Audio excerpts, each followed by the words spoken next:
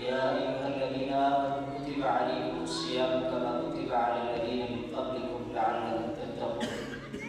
وقال النبي صلى الله عليه وسلم: من صام رمضان إيمانا واحتسابا غفر له ما تقدم من ذنبه.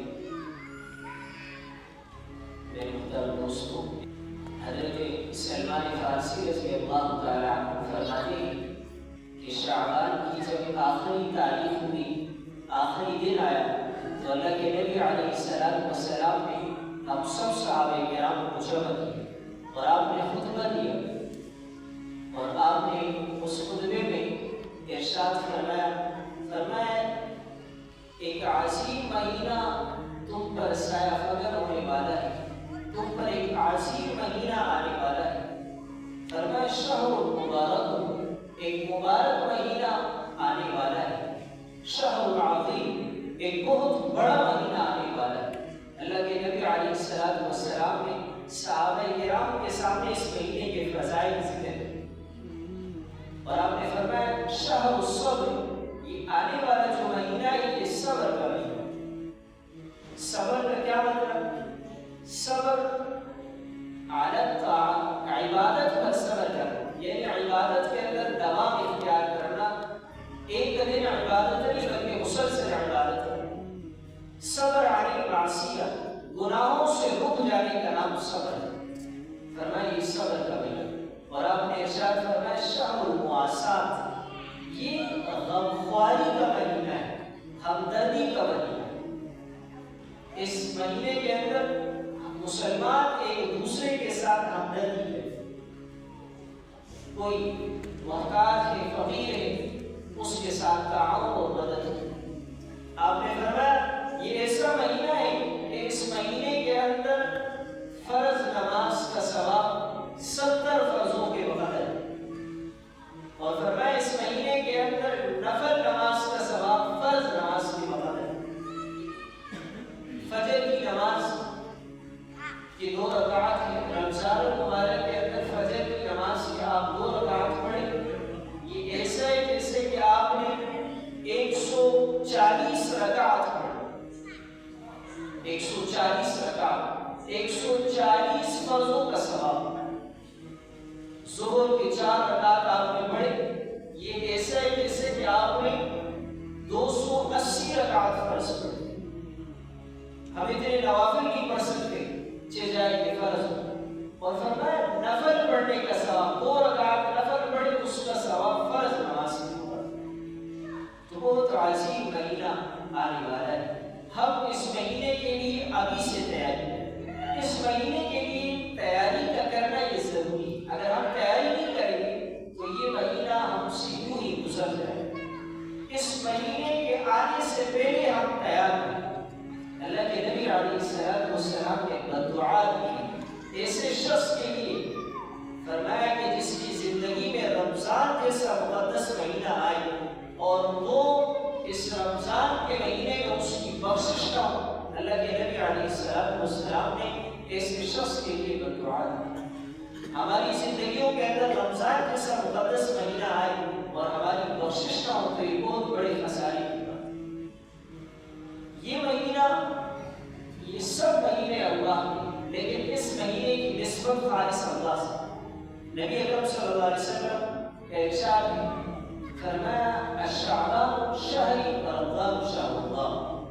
اللہ کے نبی نے فرمایا شعبان یہ میرا مہینہ ہے، اور فرمایا رمضان یہ اللہ کا مہینہ ہے۔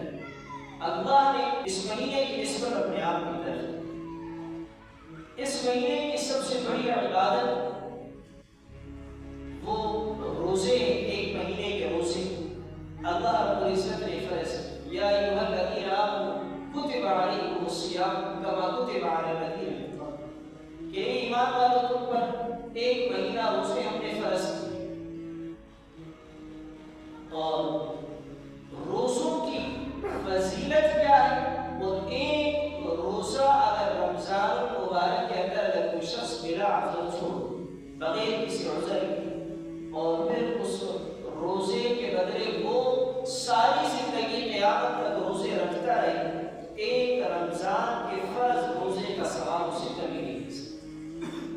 رمضان کا روزہ اگر کوئی بغیر عذر کے چھوڑ دے اور پھر اسی قضا میں قیامت تک روزے رکھتا رہے، لیکن رمضان کے روزے کا جو ثواب ہے وہ اسے نہیں مل سکتا۔ تو ہم معمولی سی عذر کی وجہ سے ہم کہیں روزہ چھوڑ، احادیث کی روشنی کے اندر رمضان المبارک کے 15 فضائل احادیث کی روشنی میں وہ جمع کیے ہیں۔ روزے کی سب سے بڑی فضیلت حدیث میں جو آئی ہے، فرمایا روزے کے برابر کوئی عبادت ہے۔ سنن نسائی کی روایت ہے، اللہ کے نبی علیہ السلام سے پوچھا گیا کون سا عمل سب سے زیادہ بہتر ہے؟ اللہ کے نبی علیہ السلام نے فرمایا کہ روزہ، اور آپ نے فرمایا لا عدل له، فرمایا روزے کے برابر کوئی عبادت ہے، یہ سب سے اہم اور بڑی عبادت ہے۔ روزے کی دوسری فضیلت، روزے دار کی دعا قبول ہوتی ہے، روزے دار کی دعا قبول ہوتی ہے۔ اللہ کے نبی علیہ السلام کا ارشاد ہے ثلاث دعوات مستجابات، فرمایا 3 دعائیں ایسی ہیں جو ضرور قبول ہوتی ہیں۔ ایک ان میں دعوت المسافر، مسافر کی دعا، ایک ہے مظلوم کی دعا دعوت المظلوم، اور ایک ہے دعوت الصائم، روزے دار کی دعا۔ روزے دار کی دعا اللہ رب العزت قبول کرے، یہ روزے کی دوسری فضیلت ہے۔ تیسری بڑی فضیلت، روزے داروں کے لیے اللہ نے جنت میں ایک خاص دروازہ بنایا ہے جس سے روزے دار ہی داخل ہو، باب الریان فی الجنت الثمانیۃ ابواب۔ اللہ کے نبی نے فرمایا جنت کے 8 دروازے، منہا باب یسمى ریان، ان میں ایک دروازہ ہے جس کا نام ریان۔ ریان کہتے ہیں سیراب کرنے کو، اس دروازے سے خالص اللہ روزے داروں کو داخل کریں گے جنت میں۔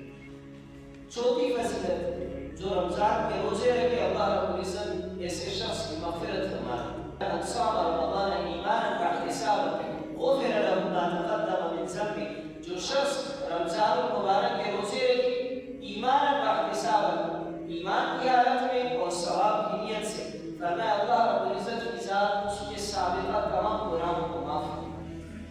یہ سب سے بڑی فضیلت۔ 5ویں نمبر پر روزے دار شخص کو جہنم کی آگ سے دور کر دیا جاتا ہے، فرمایا ما من عبد یصوم صوما فی سبیل اللہ الا باعد اللہ بذلک اليوم، فرمایا کہ مسلمان بندہ وہ روزہ رکھتا ہے تو اللہ تعالیٰ اس روزے کی وجہ سے اسے جہنم کی آگ سے دور کر دیتے ہیں، اور فرمایا کہ 70 خریفہ 70 سال کی مسافت کے وقت اللہ رب العزت ایسے شخص کو جہنم کی آگ سے دور کر دیتے ہیں۔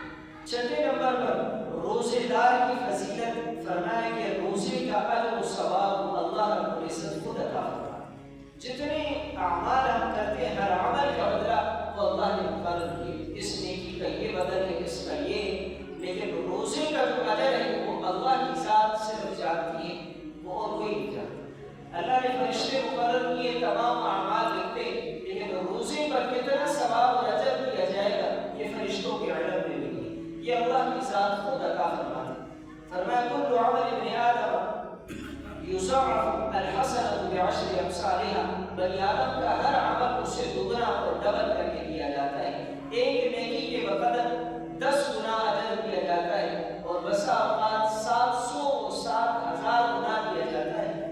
فرمایا الا الصوم، سوائے روزے کی، قال اللہ تبارک فإنه لی وأنا أجزی، فرمایا اللہ رب العزت فرماتے روزہ میرے لیے ہے اور میں یہ روزے کا بدلہ دوں۔ 8 نمبر پر روزہ فرمایا یہ ڈھال ہے، الصیام جنۃ، فرمایا یہ روزہ مومن کے لیے ڈھال ہے، جس طرح ڈھال سے انسان اپنی حفاظت کرتا ہے، آنے والی تلوار کو روکتا ہے، روزے سے انسان گناہوں سے رک جاتا ہے۔ جب پیٹ خالی ہوتا ہے تو انسان گناہوں کی طرف دب جاتا ہے۔ 8ویں نمبر پر دنیا اور آخرت دونوں کی خوشی، اللہ روزے دار کو دنیا میں بھی خوشی عطا فرماتے ہیں اور آخرت میں بھی خوشی عطا فرماتے ہیں۔ اللہ کے نبی علیہ السلام نے فرمایا للصائم فرحتان، فرحۃ عند فطرہ وفرحۃ عند لقاء ربہ، فرمایا روزے دار کے لیے 2 خوشیاں ہیں، ایک خوشی روزے دار کو تب ہوتی ہے جب افطار کا وقت ہو، اور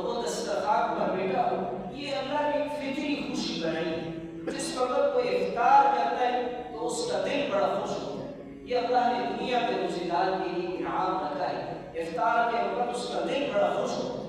اور فرمایا وَفَرْحَةٌ عِنْدَ لِقَاءِ رَبِّهِ، اور یہی روزہ دار جب قیامت کے دن اپنے رب سے ملاقات کرے گا، اپنے اللہ سے ملے گا، تو یہ بڑا خوش ہوگا اور اللہ اس سے خوش ہوگا. کتنی بڑی فضیلت کی بات ہے. 9 نمبر پر روزے دار کی منہ کی بو اللہ کو مشک سے زیادہ پسندیدہ ہے.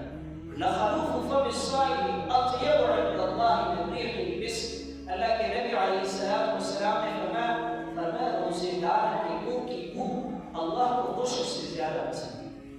انسان جب سارا دن روزہ رکھتے تو اس کے معدے سے خاص قسم کی بو آتی ہے، لیکن اللہ کو یہ بو بڑی پسند ہے. فرمایا اللہ کو مشک سے زیادہ یہ بو پسند ہے.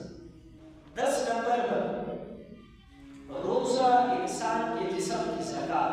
ہر چیز کی ایک زکات ہوتی ہے، روزہ یہ ہمارے جسم کی زکات ہے. لِكُلِّ شَيْءٍ زَكَاةٌ زَكَاةُ الْجَسَدِ الصَّوْمُ. اللہ کے نبی علیہ السلام نے فرمایا ہر چیز کی زکات ہوتی ہے اور جسم کی زکات فرمایا روزہ. 11 نمبر پر 11ویں فضیلت روزے کی یہ ریاکاری سے پاک عبادت. دیکھیں آپ قرآن کریم کی تلاوت کریں تو دل میں خیال آ سکتا ہے، ریاکاری آ سکتا ہے. آپ نوافل پڑھیں، ذکر و اذکار کریں، نمازیں پڑھیں، اس میں ریاکاری شامل ہو سکتی ہے. لیکن روزہ ایسی عبادت ہے کہ اس کا کسی کو پتہ ہی نہیں چلتا کہ آپ کا روزہ ہے یا روزہ ہے. تو یہ ریاکاری سے پاک عبادت ہے. لِكُلِّ عَمَلٍ ابْنِ آدَمَ لَهُ إِلَّا الصِّيَامُ فَإِنَّهُ لِي وَأَنَا أَجْزِي بِهِ. اللہ کے نبی نے فرمایا ہر عمل کا بدلہ ہے اور روزے کا بدلہ اللہ کے ساتھ خود ادا کرے. 12 نمبر پر روزے دار شخص روزہ رکھنا یہ پاکدامنی کے حصول کا ذریعہ. انسان روزہ رکھنے والا زنا سے بڑے گناہ سے محفوظ ہے. من استطاع منكم الباءة فليتزوج فإنه أغض للبصر وأحسن للفرج. آپ نے فرمایا جو شخص کو میں نکاح کی استطاعت رکھتے ہیں وہ نکاح کرے. نکاح کیوں کرے؟ فرمایا فإنه أغض للبصر، نکاح آنکھوں کو جھکا دینے والا ہے. وأحسن للفرج، اور انسان کی عزت و آبرو اور شرمگاہ کی حفاظت کرنے والا ہے. اور آپ نے فرمایا ومن لم يستطع، جو شخص نکاح کرنے کی طاقت نہیں رکھتا فرمایا اسے چاہیے کہ روزے رکھے. فإنه له وجاء، فرمایا روزہ انسانی شہوت کا توڑ ہے، یہ انسانی شہوت کو کم و ختم کرے. تو یہ روزہ رکھنے والا روزے دار زنا جیسے گناہ سے محفوظ ہے. 13 نمبر پر روزے دار کے لیے فرشتے دعا کرتے. اللہ کی معصوم مخلوق لا يعصون اللہ ما امرهم، اللہ کی معصوم مخلوق روزے دار کے لیے استغفار کرتے. ہم کسی نیک شخص کو دیکھتے ہیں، کسی عالم دین کو دیکھتے ہیں تو کہتے ہیں کہ ہمارے لیے دعا کریں، اور روزے دار کے لیے اللہ کے فرشتے دعا کرتے. وَتَسْتَغْفِرُونَ الْمَلَائِكَةَ، فرمایا ملائکہ استغفار کرتے ہیں حتیٰ یفطر، یہاں تک کہ روزے دار افطار کرے. 14 نمبر پر روزے دار کو سب سے بڑی فضیلت، روزے دار کو اللہ رب العزت خود جنت میں پل کھلائے. جو لوگ دنیا میں روزہ رکھتے ہیں اللہ تعالیٰ قیامت کے دن جنت میں روزے داروں کو خود پل کھلائے. من منعه الصيام من الطعام والشراب، فرمایا جس شخص کو روکے رکھا روزے میں کھانے اور پینے سے اور خواہشات سے، اطعمه الله من ثمار الجنة، اللہ رب العزت جنت کے پروں میں سے اسے کھلائے. وسقاه من شرابها، اور جنت کی خالص شراب اللہ ان روزداروں کو پلائے. یہ روزے کی فضیلت ہے.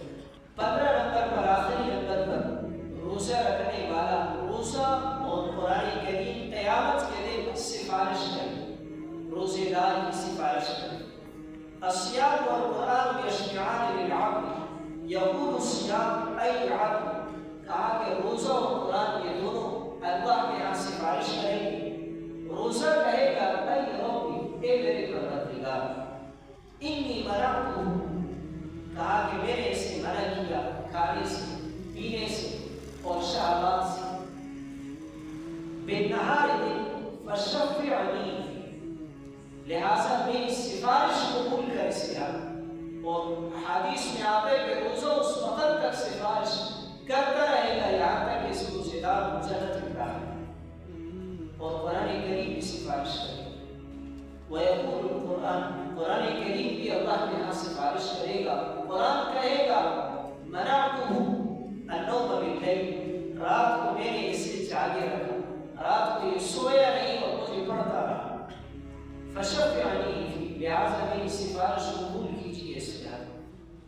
دیکھیں روزے کی 15 فضائل میں آپ کے سامنے ذکر کیا حدیث میں مشکل کہ اللہ کے نبی علیہ السلام نے 15 فضائل روزے دار کے بیان کیے، تو ہم روزے جیسی عبادت کو بالکل نہ چھوڑیں۔ اور آخر میں قرآن کریم کی تلاوت، ہم اس مہینے کے اندر قرآن کریم کی تلاوت کریں۔ دیکھیں 11 ماہ ہم دنیا کے کام کاج میں، کمانے کے اندر، تجارت میں، کاروبار میں، دنیا کے دیگر مشاغل میں بڑے مصروف ہیں۔ رمضان کے لیے ہم اپنے آپ کو فارغ کریں کہ میں زیادہ سے زیادہ اس مہینے میں اللہ کی عبادت کروں، اور یہ عبادات کی سیزن کا بھی یہ پیکیج ہے کہ اس مہینے کے اندر وہ عبادت فرض کا ثواب 70 کے برابر، نفل کا ثواب فرض کے برابر، تو یہ نیکیوں کے سیزن کا مہینہ ہے۔ تو ہم اس مہینے میں پیچھے نہ رہیں، ہم کثرت سے عبادات کریں، اور اس کے لیے ضروری ہے کہ ہم نظام الاوقات کریں۔ نظام الاوقات ہم اپنا ایک شیڈول بنائیں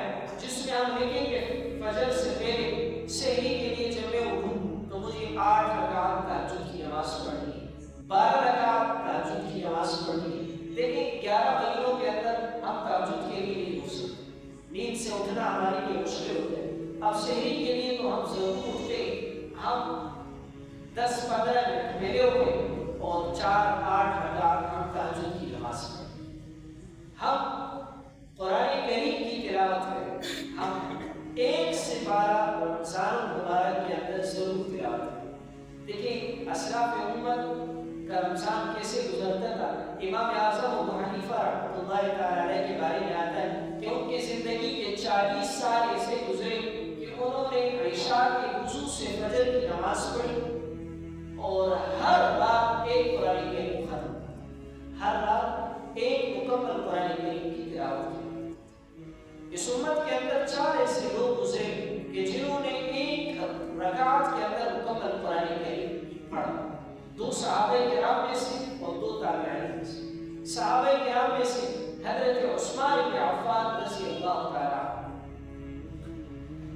انہوں نے ایک رکعت کے اندر مکمل قرآن کریم، اور ایک دوسرے صحابی حضرت تمیم داری رضی اللہ تعالیٰ عنہ، یہ وہ صحابی رسول ہیں کہ جنہوں نے ایک رکعت کے اندر مکمل قرآن کریم نماز پڑھی، اور 2 تابعین، ایک امام اعظم ابو حنیفہ رحمۃ اللہ تعالیٰ علیہ، یہ وہ تابعی ہیں کہ جنہوں نے ایک رکعت کے اندر مکمل قرآن کریم پڑھا، اور ایک حضرت سعید بن جبیر رحمۃ اللہ تعالیٰ علیہ، یہ بھی تابعی، انہوں نے بھی ایک رکعت کے اندر مکمل قرآن کریم پڑھا۔ اسلاف امت کا رمضان کیسے گزرتا تھا؟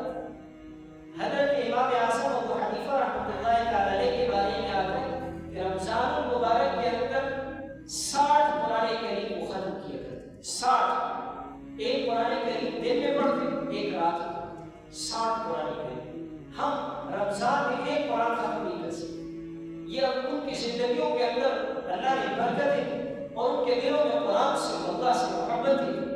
60 قرآن کریم۔ امام شافعی رحمۃ اللہ تعالیٰ علیہ کے بارے میں آتا ہے رمضان مبارک میں 60 قرآن کریم ختم کیا، وہ بھی ایک دن میں پڑھتے اور ایک رات میں۔ حضرت مولانا انعام اللہ رحمۃ اللہ تعالیٰ علیہ کے بارے میں آتا ہے رمضان المبارک کے اندر 61 قرآن کریم کو ختم کیا۔ حضرت مولانا الیاس رحمۃ اللہ تعالیٰ علیہ تبلیغ کے جو بانی ہیں، ان کی والدہ ہے بی بی صفیہ، رمضان المبارک کے اندر 40 قرآن ختم کیا گیا۔ روزانہ خاتون ہے، روزانہ 40 سپارے تلاوت کرتی، رمضان المبارک کے اندر روزانہ 40 سپارے تلاوت کرتی، اور رمضان کے اندر 40 قرآن کریم خاتون ہے۔ اور عبادات دیکھی، اللہ نے پھر ایسے بیٹوں سے نوازا۔ مولانا الیاس رحمۃ اللہ تعالیٰ علیہ کہ آج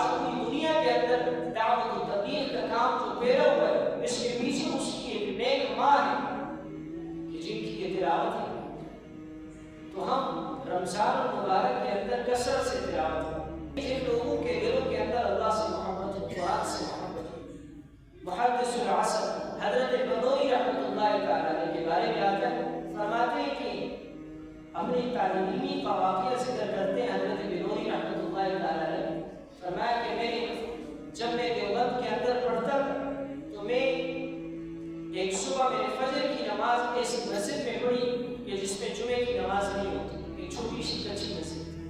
کہا میں نے وہاں قرآن کریم پڑھنا شروع کیا اور فجر کی نماز سے قرآن کریم پڑھتے رہے۔ فرمایا ایک ہی نشست کے اندر، ایک ہی حیت کے اندر 26 سپارے انہوں نے تلاوت کی، اور کہا کہ چونکہ جمعے کی نماز کے لیے کسی دوسری مسجد جانا تھا اس لیے یہ باقی سپارے نہیں پڑھ سکتے۔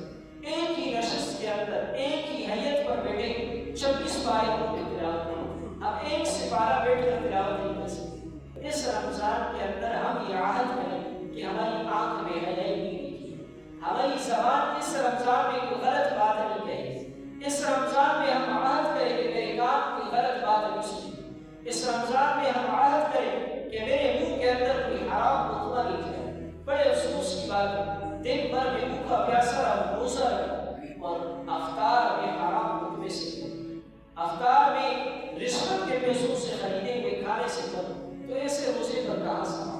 تو میرے منہ کے اندر جا ڈالنے والا نوارا انا ہوتا ہے۔ تو ہم یہ عہد کریں کہ اس رمضان میں ہم کوشش کریں کہ ہم سے کوئی گناہ ہم اللہ کو راضی کریں۔ اور آخری گزارش یہ ہے کہ ہم اب دن تو ختم ہو گئے، تقریباً آج اور کل کا دن تھا، تو ہم عید کے لیے جو ہم نے سودا سر خریدنا ہے، سامان خریدنا ہے، کپڑے خریدنے ہیں، جوتے خریدنے ہیں، ہم کل کے دن میں خریدیں۔ ہم آخری عشرے کے اندر جو سب سے قیمتی عشرہ ہے، اللہ کے نبی نے فرمایا رمضان کا پہلا عشرہ فرمایا رحمت ہے، دوسرا عشرہ فرمایا مغفرت ہے، اور تیسرا عشرہ فرمایا جہنم سے خلاصی، اور تیسرا اتنا اہم عشرہ ہمارا بازاروں کے اندر گزر جائے۔ اللہ کے نبی نے فرمایا احب البلاد الی اللہ مساجد، اللہ کو اس پوری کائنات میں سب سے زیادہ پسندیدہ جگہ فرمایا اس زمین کے مساجد، اور اللہ کو سب سے ناپسند جگہ اس زمین کے بازار۔ تو ہمارا آخری عشرہ بھی بازاروں میں گزر جاتا ہے، تو ہم کوشش کریں کل کے دن میں ہم اپنے لیے کپڑے خریدنے، درزی کو کپڑے دینے، چپل خریدنے، جوتے خریدنے، کچھ بھی عید کا جتنا سامان ہے عید کے دن کے لیے گھر میں کچھ سامان خریدنے، ہم کل کے دن میں خریدیں۔ اس میں آپ کے ایمان کی بھی حفاظت